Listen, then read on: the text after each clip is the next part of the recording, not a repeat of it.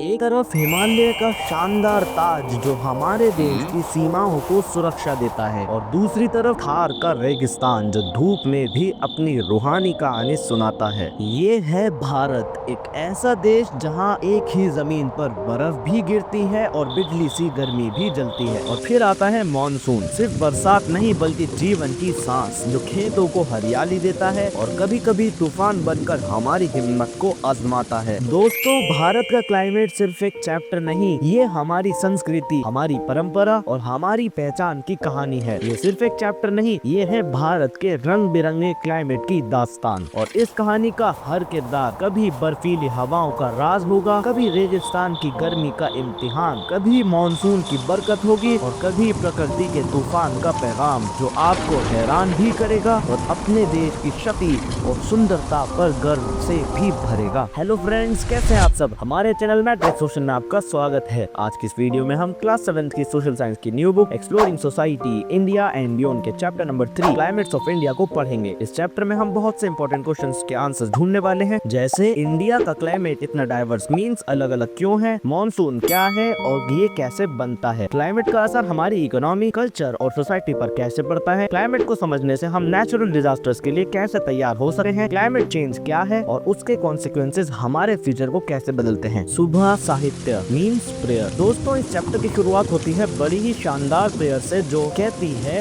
बारिश हमेशा समय पर हो, धरती हमेशा हरियाली और फसलों से भरी रहे, देश में हमेशा शांति बनी रहे और अच्छे लोग बिना किसी डर के जीवन जिए। Seasons and the climate. बच्चों, अब हम बात करेंगे वेदर, सीजन्स और क्लाइमेट की। अक्सर लोग क्लाइमेट शब्द यूज करते हैं लेकिन असल में वो वेदर की बात कर रहे होते हैं। अब दोनों में फर्क क्या है? वेदर वो है जो हम रोज महसूस करते हैं, कभी धूप, कभी बारिश, कभी तेज हवा, ये हर घंटे हर दिन बदलता है। लेकिन क्लाइमेट एक रीजन का लॉन्ग टर्म पैटर्न होता है, मतलब कई डिकेड्स तक के मौसम का एवरेज। अब सीजन्स की बात करें तो धरती जब सूरज के चक्कर लगाती है तो अलग अलग सीजन्स आते हैं, जैसे स्प्रिंग, समर, मानसून, ऑटम और विंटर। इंडिया में एक स्पेशल सीजन होता है रेनी सीजन यानी मानसून, और परंपरा से भारत के कई हिस्सों में साल को 6 ऋतुओं में बांटा गया है, जैसे वसंत, ग्रीष्म, वर्षा, शरद, हेमंत और शिशिर, जिनके साथ अलग अलग फेस्टिवल्स भी जुड़े होते हैं। हमारी जिंदगी भी सीजन्स के रिदम पर चलती है, जो खाते हैं, जो पहनते हैं, खेती, पौधे, जानवर सब सीजन्स के हिसाब से बदलते हैं। यूजुअली क्लाइमेट स्टेबल रहता है, लेकिन साइंटिस्ट ने देखा है कि आखिरी के कुछ सालों में क्लाइमेट चेंज हो रहा है और इसका एक बड़ा रीजन है ह्यूमन एक्टिविटीज। तो याद रखिए, वेदर डेली बदलता है, सीजन हर साल रिपीट होते हैं और क्लाइमेट एक लंबी अवधि का पैटर्न है। Types of climates in India. बच्चों, भारत सच में एक लैंड ऑफ डाइवर्सिटी है और इसका सबसे बड़ा सबूत है यहाँ के अलग अलग टाइप्स ऑफ क्लाइमेट। चलिए स्टेप बाय स्टेप समझते हैं। फर्स्ट, हिमालयन रीजन, जहाँ अल्पाइन क्लाइमेट पाया जाता है। यहाँ सर्दियाँ बहुत ही ठंडी और बर्फ से भरी होती हैं और समर भी कूल होते हैं। इसी वजह से यहाँ सबसे ज्यादा वार्म और थिक क्लोथ्स की जरूरत पड़ती है। सेकंड इज लोअर हिमालयाज और हिल स्टेशन, जहाँ टेम्परेचर क्लाइमेट पाया जाता है। जो थोड़ा नीचे हिल स्टेशन जैसे शिमला, नैनीताल, ऊटी में टेम्परेचर क्लाइमेट मिलता है। यहाँ सर्दियाँ मॉडरेट होती हैं और गर्मियाँ ज्यादा हॉट नहीं होती, इसलिए लोग प्लेन्स की गर्मी से बचने के लिए इन हिल स्टेशंस पर जाते हैं। नॉर्दर्न प्लेन्स यानी सब ट्रॉपिकल क्लाइमेट। भारत के नॉर्दर्न प्लेन्स में सब ट्रॉपिकल क्लाइमेट होता है, गर्मियाँ बहुत गर्म और सर्दियाँ बहुत ठंडी। यही रीजन भारत का वीट बोल है, क्योंकि यहाँ गेहूं की खेती सबसे ज्यादा होती है। फोर्थ इज वेस्टर्न रीजन यानी थार डेजर्ट। थार डेजर्ट में क्लाइमेट एरिड होता है, दिन बहुत गर्म, रात ठंडी, बारिश बहुत ही कम। यहाँ के लोग पानी बचाने और स्टोर करने के यूनिक तरीके यूज करते हैं। वेस्टर्न कोस्टल स्टेट यानी tropical wet climate. West coast जैसे केरला और कोंकण रीजन मानसून के टाइम सबसे हैवी रेनफॉल रिसीव करता है। यहाँ का क्लाइमेट ट्रॉपिकल वेट होता है, जो चावल, मसाले और कोकोनट जैसे क्रॉप्स के लिए परफेक्ट है। Sixth is central Deccan plateau यानी semi arid climate. Deccan plateau का क्लाइमेट सेमी एरिड है, गर्मियाँ बहुत गर्म, सर्दियाँ माइल्ड और रेनी सीजन में बारिश मॉडरेट होती है। यहाँ बाजरा और पल्सेस जैसे क्रॉप्स उगाए जाते हैं। Seven, eastern India and southern peninsula tropical climate. यहाँ ट्रॉपिकल क्लाइमेट होता है, माइल्ड विंटर्स और मॉनसून विंड्स की वजह से क्लियरली अलग वेट और ड्राई सीजन्स होते हैं। ये रीजन राइस कल्टीवेशन के लिए भी फेमस है। देखा बच्चों, एक ही देश भारत में इतनी वैरायटी ऑफ क्लाइमेट्स मिलती है। स्नो कवर्ड हिमालय से लेकर गर्म डेजर्ट तक, हैवी रेनफॉल वाले कोस्टल एरिया से लेकर ड्राई डेक्कन प्लेट्यू तक। Factors determining the climate. First is latitude. Latitude का मतलब होता है distance from the equator. Equator एक इमेजिनरी लाइन है जो अर्थ के बीच से गुजरती गुजरती है। जितना इक्वेटर के पास हम होंगे उतना क्लाइमेट ज्यादा गर्म होगा और जितना दूर जाओगे यानी पोल्स की तरफ उतना ठंडा क्लाइमेट मिलेगा। Second is sun rays angle.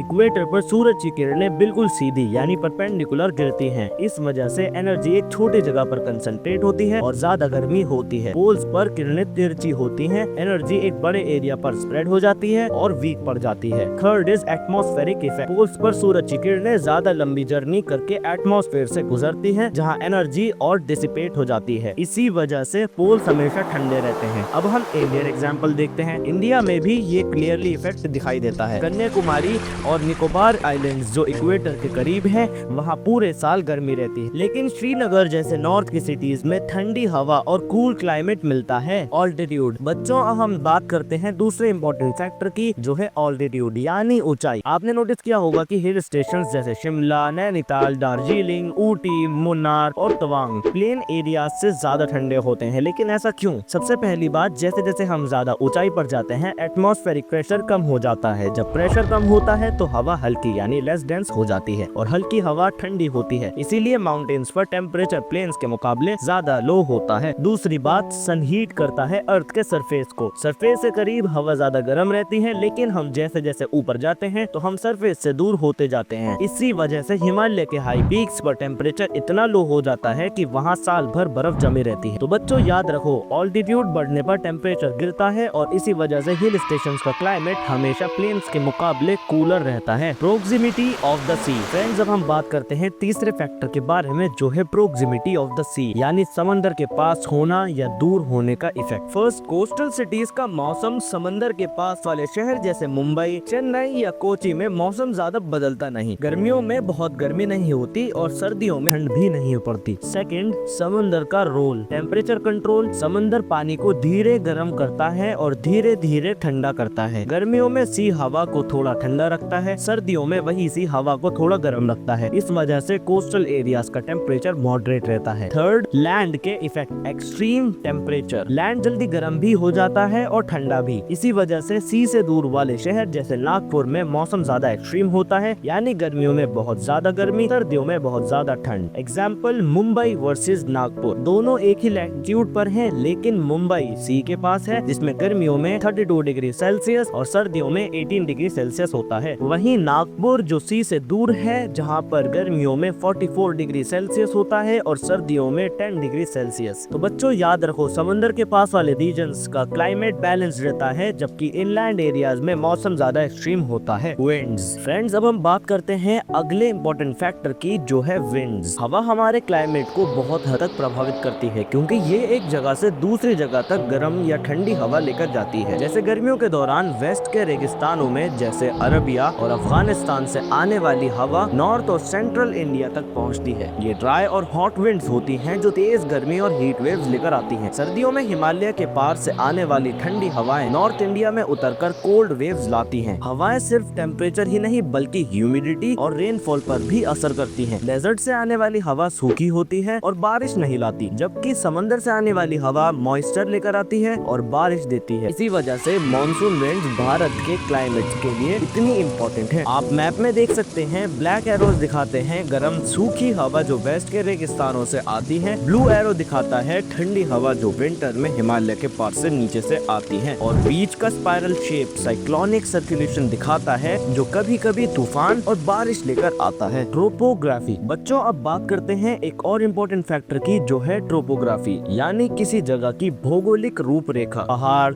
घाटी, मैदान या रेगिस्तान ये भी क्लाइमेट को बहुत प्रभावित करते हैं। जैसे हिमालयाज और काराकोरम रेंजेस एक प्राकृतिक दीवार की तरह सेंट्रल एशिया की ठंडी और सूखी हवाओं को रोक देते हैं। इसी वजह से नॉर्थ इंडिया को कुछ हद तक उनकी तेज सर्दी से सुरक्षा मिलती है। लेकिन थार डेजर्ट का मैदान बिल्कुल खुला है, इसलिए यहाँ पर कोई भी नेचुरल बैरियर नहीं है जो गर्म और सूखी हवाओं को रोके। इसी वजह से यहाँ गर्मियों में बहुत तेज गर्मी और सूखी हवा चलती है। इसी तरह वेस्टर्न घाट्स मॉनसून विंड्स को रोककर उन्हें कोस्टल एरियाज में बारिश करने पर मजबूर कर देते हैं। अब बात करते हैं माइक्रो क्लाइमेट की। ये एक छोटे से एरिया का अपना अलग मौसम होता है जो आसपास के रीजन से अलग होता है। First is valleys. इनमें पहाड़ हवा रोक लेते हैं, इस वजह से घाटी में ज्यादा नमी और ठंडी हवा होती है। Second, forest. इनमें पेड़ पौधे ठंडक और नमी को बनाकर अलग क्लाइमेट रखते हैं। थर्ड, बड़े शहर। यहाँ कंक्रीट की इमारतें और कम पेड़ पौधे होते हैं उन्हें हम अर्बन हीट आइलैंड्स कहते हैं। यहाँ दिन के गर्मी रात तक फंसी रहती है। शहर आसपास के गांव से ज्यादा गर्म लगते हैं। मॉनसून्स। बच्चों, अब हम पढ़ते हैं भारत के क्लाइमेट का दिल यानी मॉनसून। मॉनसून ही हमारे देश में नदियों को पानी देता है, खेतों को जीवन देता है और जमीन को हरा भरा बनाता है। मॉनसून समझने के लिए सिंपल एक बात याद रखो, लैंड जल्दी गर्म और ठंडा हो जाता है, ओशन धीरे धीरे होते हैं। इसी वजह से गर्मियों और सर्दियों में हवाओं का रुख बदल जाता है। गर्मियों के दौरान भारत की जमीन तेज गर्म होकर लो प्रेशर एरिया बनाती है, जबकि समंदर थोड़ा ठंडा रहकर हाई प्रेशर बनाता है। हवा हमेशा हाई प्रेशर से लो प्रेशर की तरफ चलती है, इसीलिए समंदर की नमी वाली हवा लैंड की तरफ आती है। ये हवा मॉइस्चर लेकर आती है और भारत के अलग अलग हिस्सों में तेज बारिश करवाती है। इसी को हम साउथ वेस्ट मानसून कहते हैं। वेस्टर्न घाट्स के वेस्टर्न स्लोप पर ज्यादा बारिश होती है, लेकिन दक्कन प्लेट्यू के ईस्ट साइड पर थोड़ी कम बारिश मिलती है। सर्दियों के दौरान जमीन समंदर से तेज ठंडी होकर हाई प्रेशर बनाती है, जबकि समंदर ज्यादा गर्म रहकर लो प्रेशर रहता है। अब हवा का रुख बदलकर लैंड से समुद्र की तरफ चलने लगता है। ये हवा ठंडी और सूखी होती है और ज्यादा बारिश नहीं लाती, लेकिन इनमें से कुछ हवा बे ऑफ बंगाल से गुजरते हुए नमी लेकर साउथ और ईस्ट इंडिया के कुछ हिस्सों में बारिश कर देती है। इस ऋतु की हवाओं को हम नॉर्थ ईस्ट मानसून कहते हैं। फिगर 3.9 की हेल्प से याद रखो, लेफ्ट साइड यानी समर के एरोज दिखाते हैं साउथ वेस्ट से इंडिया की तरफ आती हुई मानसून विंड्स जो बारिश लाती हैं। राइट साइड यानी विंटर के एरोज दिखाते हैं इंडिया से समंदर की तरफ चलती हुई ठंडी सूखी हवाएं। Climates and our lives. दोस्तों, अब हम समझते हैं कि क्लाइमेट सिर्फ मौसम ही नहीं बल्कि हमारी जिंदगी का एक अहम हिस्सा है। भारत एक ऐसा देश है जहां अलग अलग ऋतुओं के साथ साथ हमारी संस्कृति, हमारे उत्सव और हमारी खेती भी बदलती है। सोचिए, बिहू असम में फसल के आने पर मनाया जाता है, लोहड़ी पंजाब में सर्दी के खत्म होने पर, ओणम केरला में खेती की समृद्धि पर और मकर संक्रांति या पोंगल नए खेती के सीजन के शुरू होने पर। ये सब फेस्टिवल्स दिखाते हैं कि क्लाइमेट और ऋतु हमारे जीवन के साथ कितनी गहराई से जुड़े हैं। लेकिन क्लाइमेट का असर सिर्फ फेस्टिवल्स तक सीमित नहीं है। भारत का किसान मानसून पर निर्भर करता है। अगर मानसून वक्त पर ना आए या बारिश कम हो तो इसे मानसून फेलियर कहते हैं। इससे खेती को नुकसान होता है। पानी की कमी से गाँव के लोग, खासकर महिलाएं, दूर दूर तक पानी लेने जाती हैं। कई मजदूर शहरों तक काम करने के लिए चले जाते हैं और अनाज,